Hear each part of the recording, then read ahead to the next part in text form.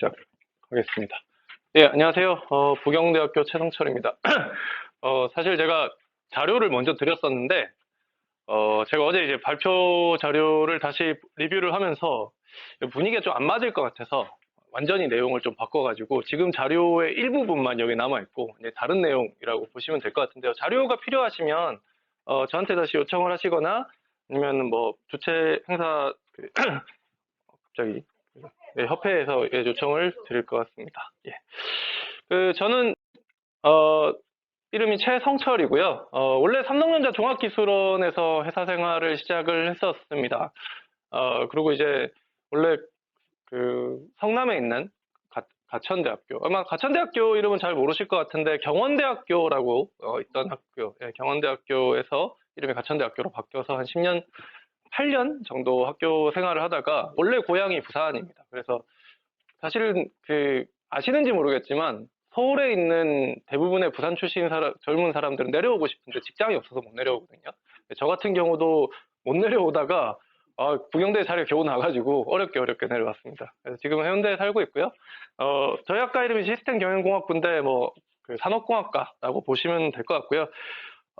조금 제 얘기가 좀 길어질 것 같은데, 원래는 제가 테크놀로지 인텔리전스라고 해서 내추럴 랭귀지 프로세싱을 사용해서 특허나 여러 가지 논문 데이터를 분석하는 키스티에서 또 한 사업부가 있는데 그쪽에서 하는 일이랑 비슷한 일을 많이 했었습니다.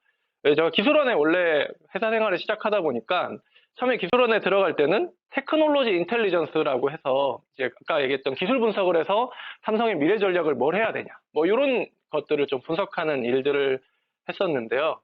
이게 이제 사실 그때 10년 전이니까 그때 한 건 지금 대부분 나왔습니다. 뭐 폴더블 디스플레이라든가 그런 게 다 나왔었는데, 근데 이제 회사 가면은 사실은 그런 거 안 하죠. 분석 이런 거 안 하고 보고서만 열심히 만들다가 왔는데, 사실 회사 생활이 굉장히 좀, 처음에는 되게 좀 실망을 하다가도 나중에 보니까 재밌는 게 되게 많았어요. 그래서 R&D 프로세스가 대기업에서 R&D 프로세스가 어떻게 되는지, 특히 삼성같이 큰 그룹에서 전체적으로 R&D 프로세스를 어떻게 만들어 가는지도 배울 수 있었고, 또 제가 이제 대면했던 분들, 제가 뭐 직접 대면한 건 아니지만 회의에 들어갔던 분들이 뭐 소위 회장님, 부회장님 이런 분들이 막 회의에 들어가서 그런 회의 프로세스도 경험을 해서 굉장히 재밌게 하면서 내가 연구했던 게 사실은 필요하겠구나. 예를 들면 우리가 A라는 연구를 해야 되는데 이 A라는 경쟁사의 연구들이 어떤지 막 자동으로 정리된다든가, 그때 당시에는 AI가 지금만큼 안 발전해서 사실 그런 게 없었거든요. 그래서 그런 걸 한번 만들어 보자라고 생각을 하고 회사를 2년 정도 다니다가 퇴사를 하고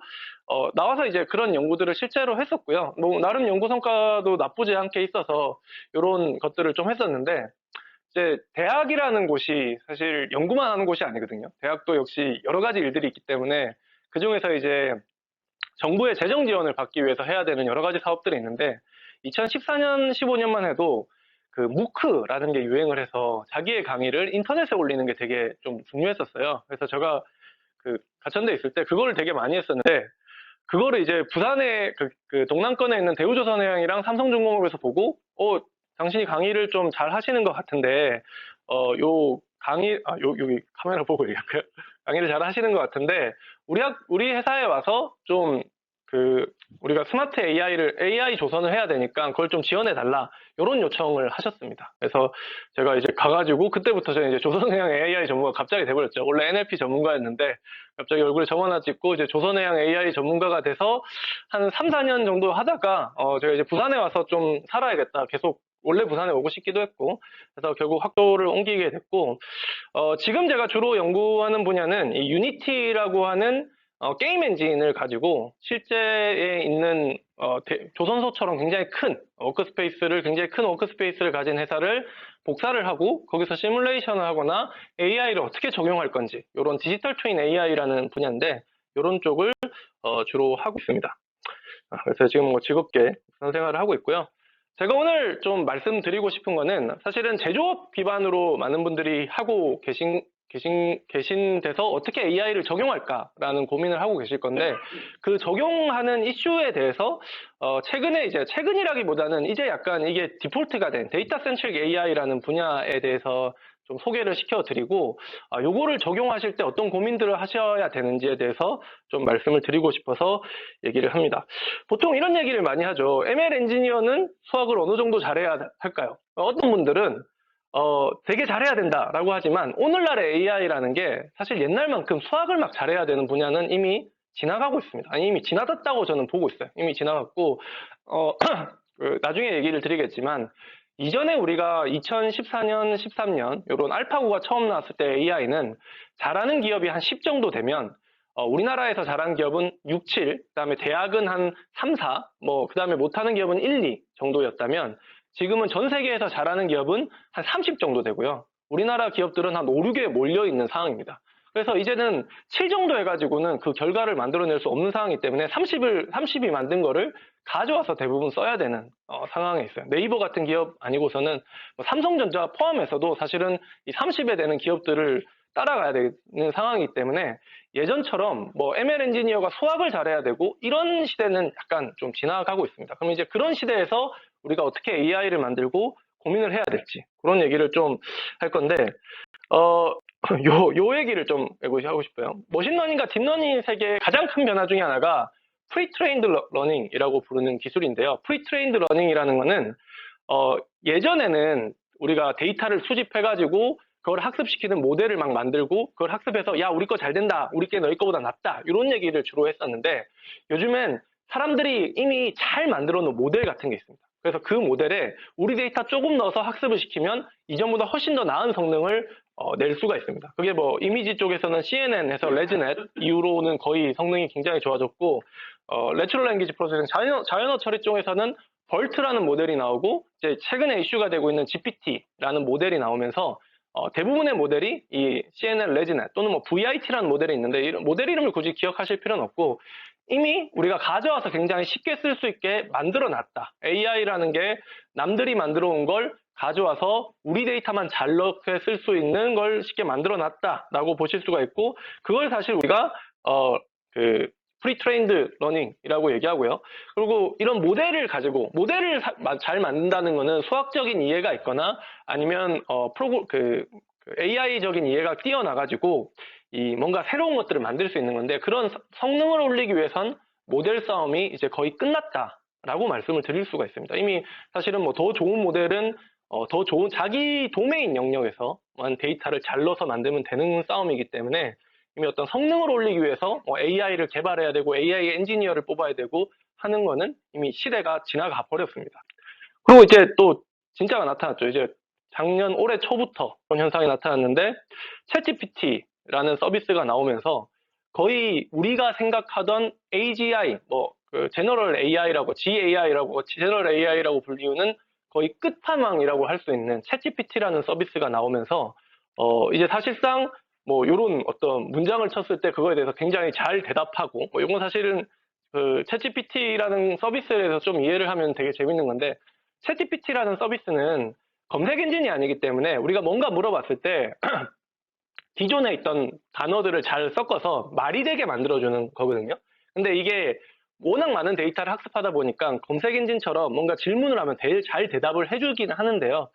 이렇게 거짓말도 굉장히 많이 하죠. 가짜 뉴스라기보다 이상한 얘기들을 굉장히 많이 합니다. 그래서 이런 챗GPT 같은 서비스가 나오면서 거의 인간에 가까운 서비스 대화를 할 수 있는 생성형 AI라는 서비스들이 이제 나오기 시작을 했습니다.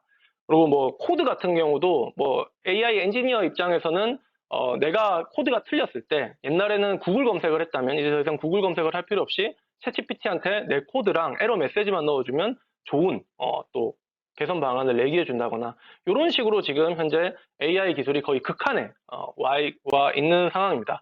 사실 AI 엔지니어 입장에서는 야 이거 어떡하지? 이런 생각을 되게 많이 하게 되는데 다행스럽게도 여러 도메인에서 전반적인 변화는 아직 안 일어나고 있고 정말 그 기술 자체가 굉장히 발전해 있는 상태에서 이 기술을 어떻게 가져와서 써야 될지를 고민하는 상황에 저희가 지금 놓여 있다고 보시는 거라고 생각을 하시면 될 것 같습니다.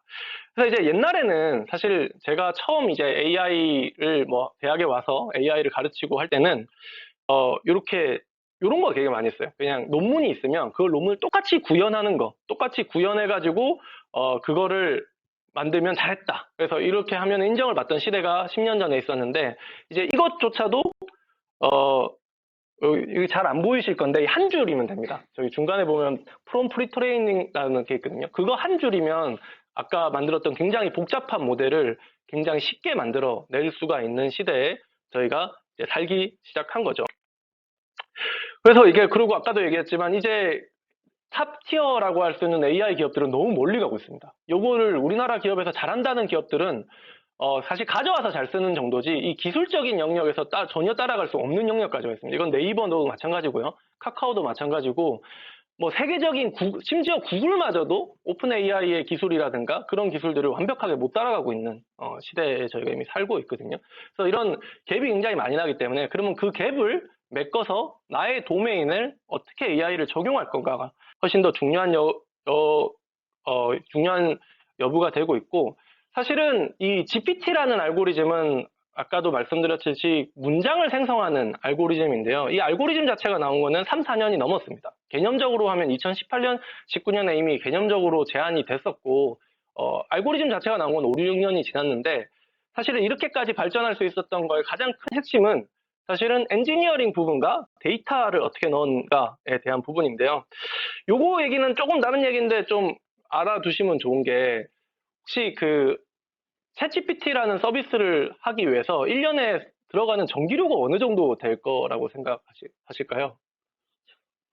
네. 최소 한 1조 정도로 생각하고 있답니다. 네. 그러니까 이거는 사실은 이제 우리나라 기업이 따라가기에는 1조를 벌 수 있을까라는 생각을 이제 많이 하고 있고요. 스테빌리티 AI라는 회사가 있는데, 이 회사 같은 경우는 나중에 보여드리겠지만 생성형 AI를 만드는 기술입니다. 이 회사 같은 경우도 현재 돈이 너무 없어가지고 힘들어하고 있고요.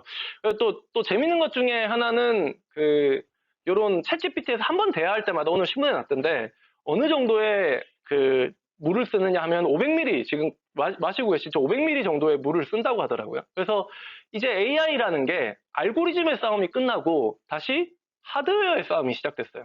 그래서 사실은 그래서 약간의 저희는 희망을 가지고 있는 부분이 있는데, 왜냐하면 하드웨어는 우리나라가 삼성전자를 비롯해서 잘하기도 하지만, 이 우리나라의 반도체 생태계가 굉장히 좋습니다. 그래서 우리나라에 있는 저번에 부산에 한번 오셨는데, 리벨리온이라든가 퓨리오사라든가 이런 기업들이 삼성전자 출신들이 만든 기업들, 또는 뭐 다른 IBM이나 이런 데서 만든 기업들에서 이번에 NPU, AI를 잘하는 CPU라고 생각하시면 되는데, AI를 잘하는 CPU나 GPU가 엔비디아보다 훨씬 더 좋은 성능을 냈어요. 그래서 사실은 뭐 좀 딴 얘기긴 하지만, 우리나라가 엄청 밀릴 줄 알았는데 다시 반도체로 와버렸네 해서 약간 요 전쟁에서 우리가 다시 또 희망을 가질 수 있는 영역이 있는데, 그걸 다시 돌아가서 이런 하나의 어떤 AI를 훈련하기 위해서 써야 되는 GPU가 어마무시합니다. 그래서 엔비디아 A10을 가지고 학습을 하는 데만 뭐 한 100억 정도 들어간다고 하고요. 300억 정도 들어간다고 하고,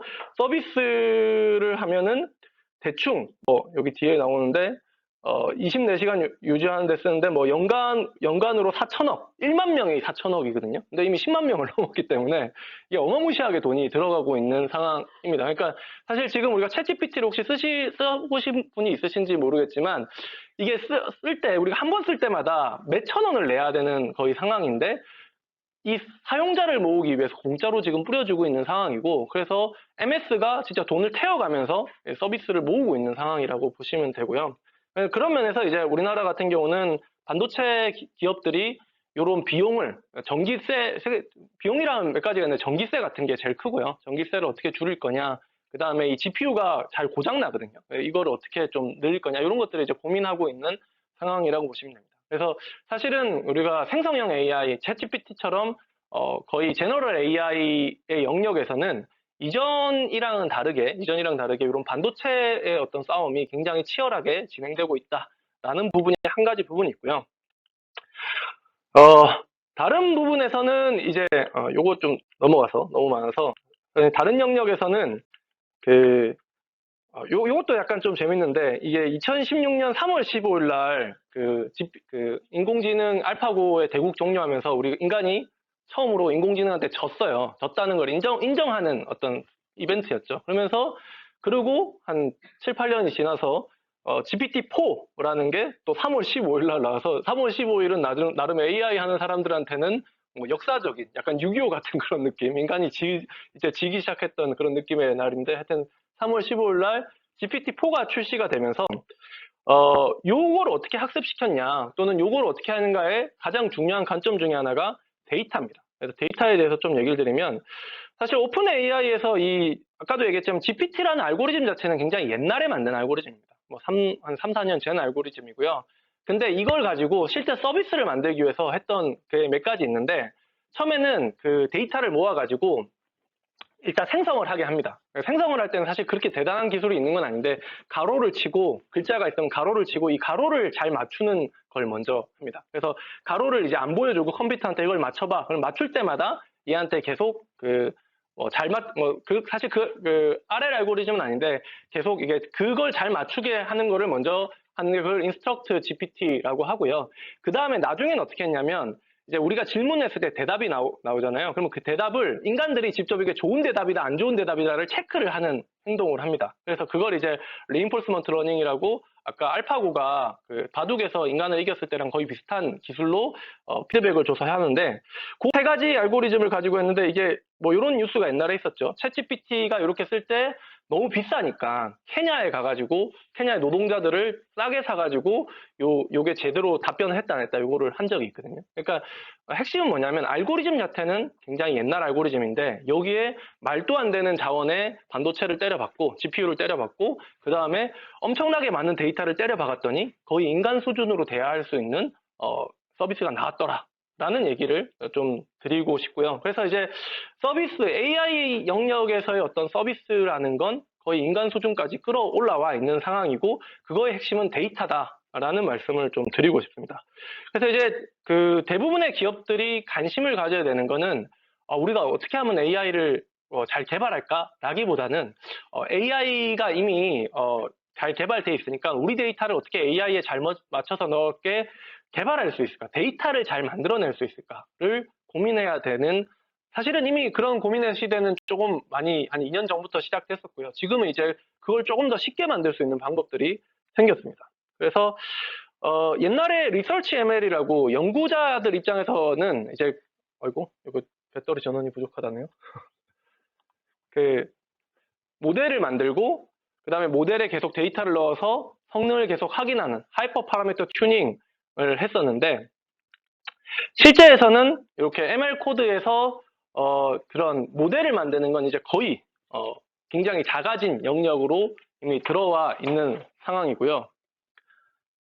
계속 원래 그 실전에서는 계속 여러분이 데이터를 만들고 데이터를 AI에 넣고 데이터를 만들고 AI에 넣고 해서 이렇게 튜닝을 해가는 튜닝이라고 하는 과정을 거치는 실제 AI 영역에서 많이 벌어지고 있습니다.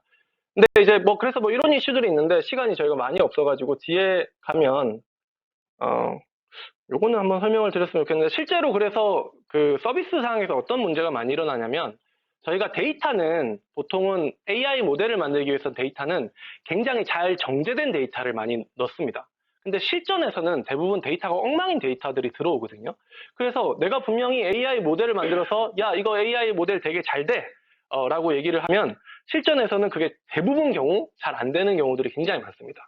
그거는 어떤 거랑 비슷하냐면 저보다 약간 선배들에게 야 아이돌 이라고 하면 서태지 아이돌을 생각하겠죠. 근데 요즘 세대는 이제 BTS를 생각하듯이 모델이 예전에 배웠던 데이터랑 지금 들어오는 데이터가 전혀 다른 현상들이 생기면서 이런 걸 데이터 드리프트라고 하는데 이런 데이터 드리프트 현상이 대부분의 제조기업에서 생깁니다. 데이터들은 보통 시즈널 리펙트가 있기 때문에 1분기에 생성된 데이터, 2분기에 생성된 데이터, 3분기에 생성된 데이터들이 미묘하게 다르고 그 미묘하게 다른 상태에서 데이터를 잘 학습된 모델을 적용한들 작동하지 않을 때가 많습니다. 그래서 이런 데이터 드리프트 문제를 신경을 쓰면서 데이터를 만들어내지 않으면 AI를 아무리 잘 만들어도 그 실전에서 사용할 수 없는 AI들이 대부분 나오게 되겠죠. 그리고 데이터를 어떻게 모으냐도 굉장히 큰 이슈인데요. 지금은 이제 약간 이 전쟁이 됐는데 혹시 테슬라랑 시간이 없어서 제가 굉장히 많이 빨리 하는데 한 10분 정도 더 해도 될까요? 네, 저거 20분이라고 좀 천천히 하겠습니다. 네. 이게 테슬라도 자율주행차를 만들고 웨이모가 혹시 어떤 회사인지 아시나요? 웨이모는 구글에서 자율주행차를 만드는 회사입니다. 근데 사실은 옛날에는 웨이모가 훨씬 더 유명했습니다. 근데 이제 테슬라의 자율주행차밖에 모르죠. 왜 그렇게 됐냐면 테슬라는 일단 유저를 가지고 데이터를 직접 만듭니다. 뭐 사고가 나도 뭐 이렇게 하고 그렇게 하는데 웨이모는 시뮬레이터를 만들었어요. 시뮬레이터를 만든 다음에 거기서 데이터를 모았습니다. 그러니까 데이터를 모으는 속도나 질의 차이가 확 나버린 거죠. 사실 테슬라는 굉장히 어떻게 보면 지금 생각해보면 자동차로 저렇게 해도 될까라는 정도로 뭐 많은 사람들이 죽었고, 많은 사람들까지는 아니지만 죽기도 했고, 웨이모는 사실 그런 일이 없었어요. 근데 몇 년 지나서 보니 훨씬 더 테슬라가 좋은 성능의 AI를 만들어낼 수가 있었던 거죠. 그래서 실제로 이렇게 데이터를 잘 모으는 체계를 구축하는 게 어떻게 보면 AI 모델을 잘 만드는 것보다 훨씬 더 중요한 시대에 우리는 이미 살고 있다고 보시면 되고요. 결론적으로는 이제 뭐 테슬라가 거의 이겼다고 보고 이런 걸 우리가 데이터 피드백 룹이라 그래요. 데이터 피드백 룹이라는 거는 사용자로부터 데이터를 오는 것을 좀 자동화하는 겁니다. 그러니까 지금 제조기업에서 신경 써야 되는 건 AI를 어떻게 적용할까도 물론 있지만 어떻게 우리가 쓰려고 하는 데이터를 목적에 맞게 잘 수집할까, 실제 환경에 가깝게 그거를 더 신경을 많이 써야 되고 이거를 계속 실험적으로 처음에 모아서 AI 모델 만들어보고 잘 되는지 보고 그 다음에 우리가 잘못된 게 뭐 있는지 보고 다시 데이터 모으는 방식을 바꾸고 이런 피드백 룹을 잘 만들어서 데이터를 모으는 체계를 만드는 게 훨씬 더 중요한 시대에 우리가 지금 살고 있다라고 이해를 하시면 될 것 같고요. 요것도 이제 좀 넘어가고 그래서 사실 그 대부분의 제가 제조업 프로젝트를 하게 되면 데이터는 없습니다. 데이터는 없고 뭔가 만들고 싶은데 실제 데이터가 대부분 없는 경우가 굉장히 많죠. 저희가 지금 대우조선해양이랑 또 유니티라는 회사랑 같이 했던 프로젝트 중에 어떤 프로젝트가 있냐면 요 블록을 적재하는 게 있습니다. 그 조선소에 가면 배를 만들기 위해서는 레고 블록처럼 여러 개의 블록들을 쌓아두고 그것들을 배로 올리는 프로세스를 거치게 되는데 그때 이제 적당한 영역에 이 블록을 잘 쌓아놔야지만 조선소의 어떤 야드를 효율적으로 쓸 수가 있습니다.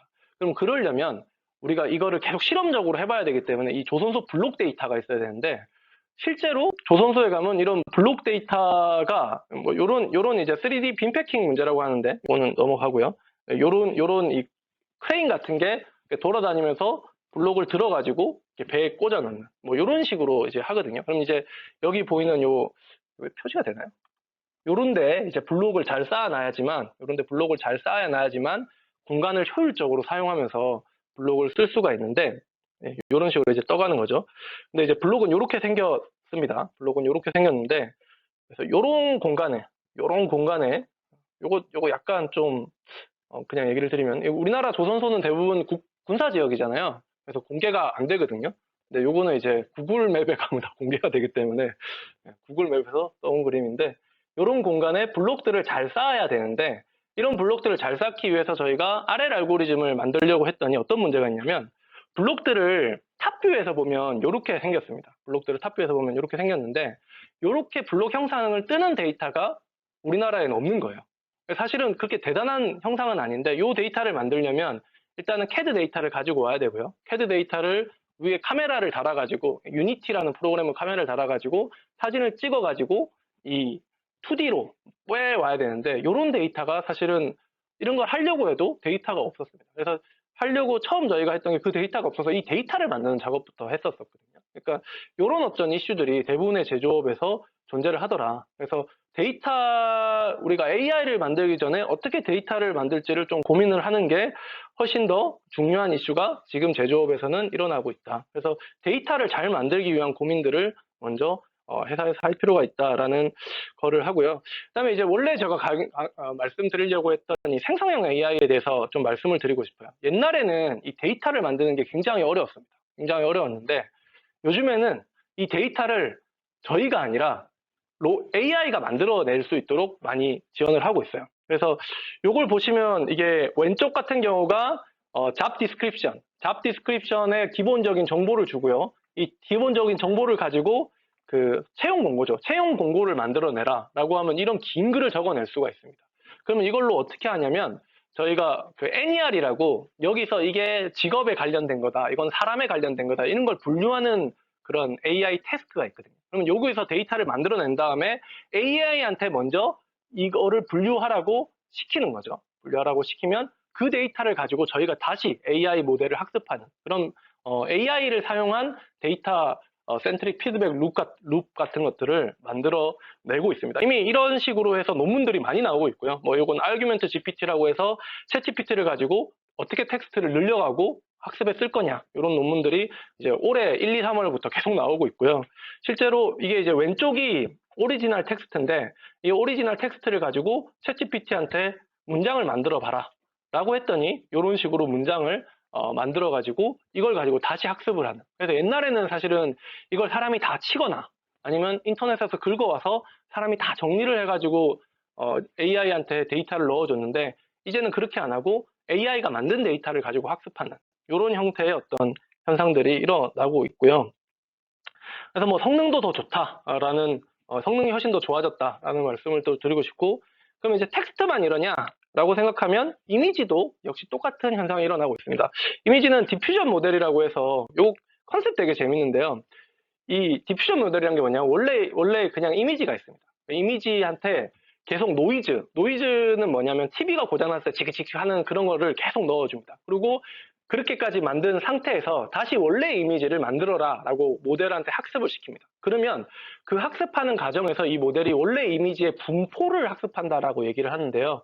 이 원래 이미지가 색깔이 어떻게 구성되어 있고 모양이 어떻게 구성되어 있고 이런 분포를 학습하면서 이 노이즈로부터 뭔가 이미지를 생성하는 것을 학습을 하게 됩니다. 이걸 디노이징 프로세스라고 하는데, 뭐 컨셉적으로는 되게 간단합니다. 이런 디노이징이 돼 있는 그림을 하나 넣어주고요. 그 다음에 텍스트 정보를 그 컴퓨터가 이해할 수 있는 형태로 변환을 시켜줍니다. 이걸 우리가 인코딩이라고 하는데 벡터로 인코딩을 시켜주는 거거든요.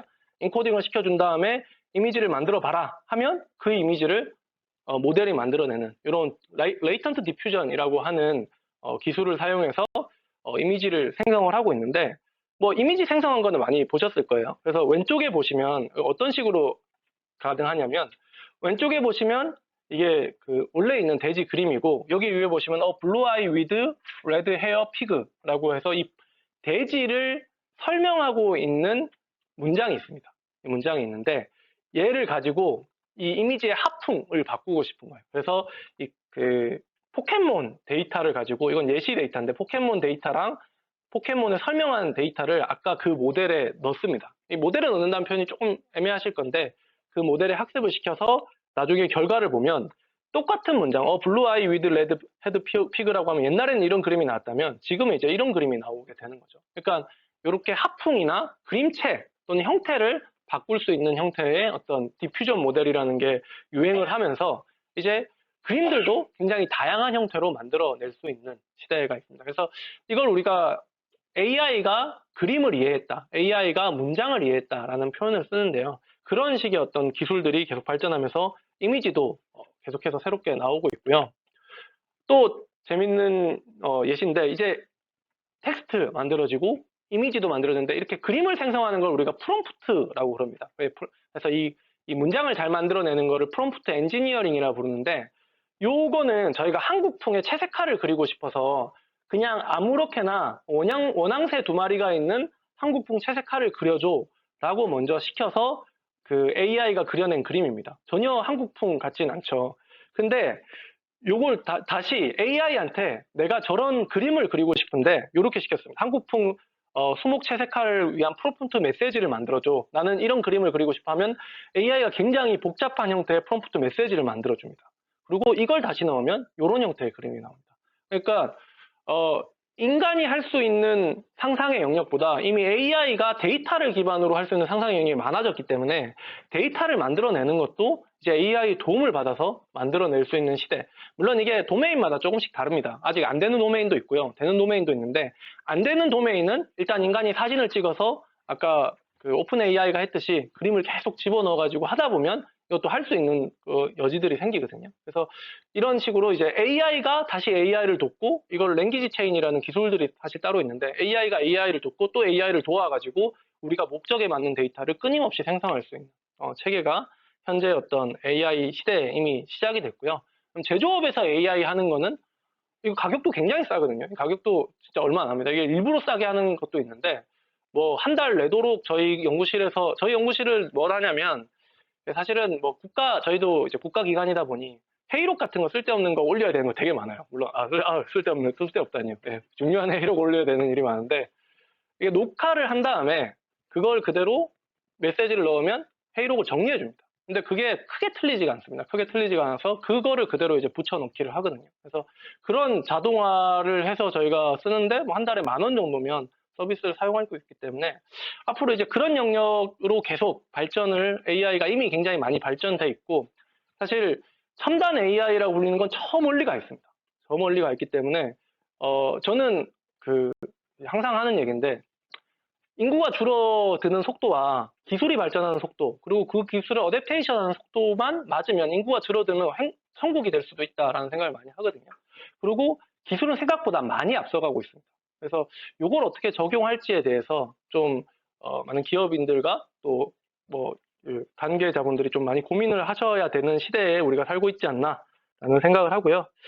그래서 뭐 앞으로는 뭐 AI, ML, DL 엔지니어가 훨씬 더 중요해질 거다. 뭐 이런 얘기인데 사실은 이거보다 제가 말씀드리고 싶은 거는 이런 것들을 대행해 줄 수 있는 좋은 기업들이 부산에 좀 많아야 된다고 생각을 합니다. 저도 이제 그런 고민하고 있는데 왜냐면 이거 하는 것도 생각보다는 이게 기존의 AI 개발하는 것보다 쉽지만 그래도 AI에 대해 이해를 하고 컴퓨터 시스템에 대해서 이해를 하고 무엇보다 그 도메인에 가서 도메인을 이해할 수 있어야 되거든요. 그러니까 컨설팅의 영역이면서도 AI의 영역이 동시에 주게 되면 기술은 굉장히 많이 발전하기 때문에 어댑테이션 할 수 있는 그런 영역들이 굉장히 많다고 생각합니다. 그래서 그런 인재를 어떻게 기를 건가 대학의 고민이기도 하고요.